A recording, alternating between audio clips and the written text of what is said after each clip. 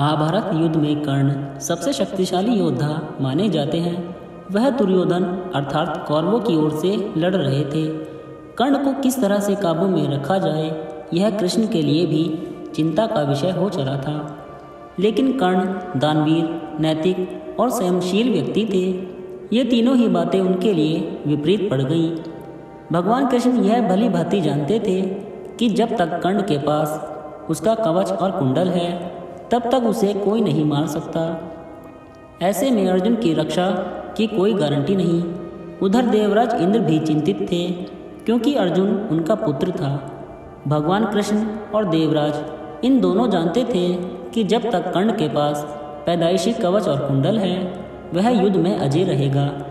तब कृष्ण ने देवराज इंद्र को एक उपाय बताया और फिर देवराज इंद्र एक ब्राह्मण के वेश में पहुंच गए कर्ण के द्वार। देवराज भी सभी के साथ लाइन में खड़े हो गए। कर्ण सभी को कुछ न कुछ दान देते जा रहे थे। बाद में जब देवराज का नंबर आया तो दानी कर्ण ने पूछा, विप्रवर आज्ञा कीजिए, किस वस्तु की अभिलाषा लेकर आए हैं? विप्र बने इंद्र ने कहा, हे महाराज, मैं आप बहुत दूर से आपकी प्रसिद्धि सुनकर आया हूँ। कहते हैं कि आप जैसा दानी तो इस धरा पर दूसरा कोई नहीं है। तो मुझे आशा ही नहीं विश्वास है कि मेरी इच्छित वस्तु तो मुझे आप अवश्य देंगे ही। फिर भी मन में कोई शंका ना रहे, इसलिए आप संकल्प कर लें, तभी मैं आपसे मांगूंगा। अन्यथा आप कहें तो मैं खाली हाथ चला जाता हूँ। तब ब्राह्मण के भेष में इंद्र ने की ओर विनम्रता से कहा, नहीं नहीं राजन, आपके प्राण की कामना हम नहीं करते। बस हमें इच्छित वस्तु मिल जाए तो हमें आत्मशांति मिले। पहले आप प्रण कर लें तो ही मैं आपसे दान मांगूँ। कर्ण ने तैश में आकर जल हाथ में लेकर कहा, हम प्रण करते हैं विप्रवर, अब तुरंत मांगिए। तब श्रम इंद्र ने कहा, राजन, आपके शरीर के कवच और कुंडल हमें दान स्वरूप चाहिए। एक पल के लिए सन्नाटा छा गया। कर्ण ने इंद्र की आंखों में झांका और फिर दानवीर कर्ण ने बिना एक भी क्षण गंवाए अपने कवच और कुंडल अपने शरीर से खंजर की सहायता से अलग किए और ब्राह्मण को सौंप दिए। इंद्र ने तुरंत वहां से दौड़ ही लगा ली और दूर खड़े रथ पर सवार होकर भाग गए, इसलिए कि कहीं उनका राज खुलने के बाद कर्ण बदल न जाए। कुछ मील जाकर इंद्र का रथ नीचे उतरकर भूमि में धंस गया। तभी आकाशवाणी हुई, देवराज इंद्र, तुमने बड़ा पाप किया है। अपने पुत्र अर्जुन की जान बचाने के लिए तूने छल पूर्वक कर्ण की जान खतरे में डाल दी है। अब यह रथ यहीं धंसा रहेगा और तू भी यहीं धंस जाएगा। तब इंद्र ने आकाशवाणी से पूछा, इससे बचने का उपाय क्या है? तब आकाशवाणी ने कहा, अब तुम्हें दान में दी गई वस्तु के बदले में बराबरी की कोई वस्तु देनी होगी। इंद्र क्या करते, उन्होंने यह मंजूर कर लिया। तब वे फिर कर्ण के पास गए, लेकिन इस बार ब्राह्मण के वेश में नहीं। कर्ण ने उन्हें आता देखकर कहा, देवराज आदेश करिए और क्या चाहिए?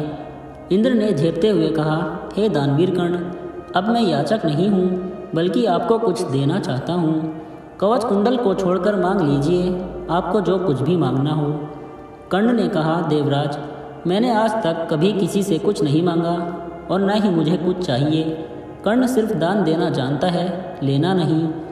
तब इंद्र ने विनम्रता पूर्वक कहा, महाराज कर्ण, आपको कुछ तो मांगना ही पड़ेगा, अन्यथा मेरा रथ और मैं यहाँ से नहीं जा सकता हूँ। आप कुछ मांगेंगे तो मुझ पर बड़ी कृपा होगी। आप जो भी मांगेंगे मैं देने को तैयार हूँ।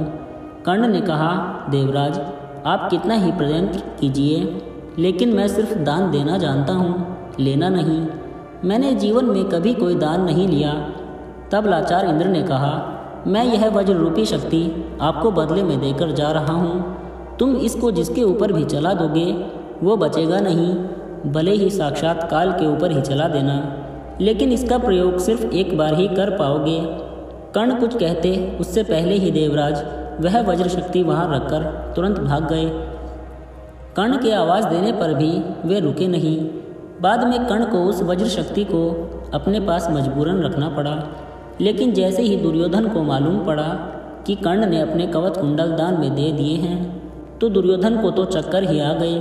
उसको हस्तिनापुर का राज्य हाथ से जाता लगने लगा। लेकिन जब उसने सुना कि उसके बदले वज्र शक्ति मिल गई है, तो फिर से उसकी जान में जान आई। अब इसे भी कर्ण की गलती नहीं मान सकते, उसकी यह मजबूरी थी। लेकिन उसने यहाँ गलती यह की कि वह इंद्र से कुछ और ही मांग लेता। नहीं मांगने की गलती तो गलती ही है।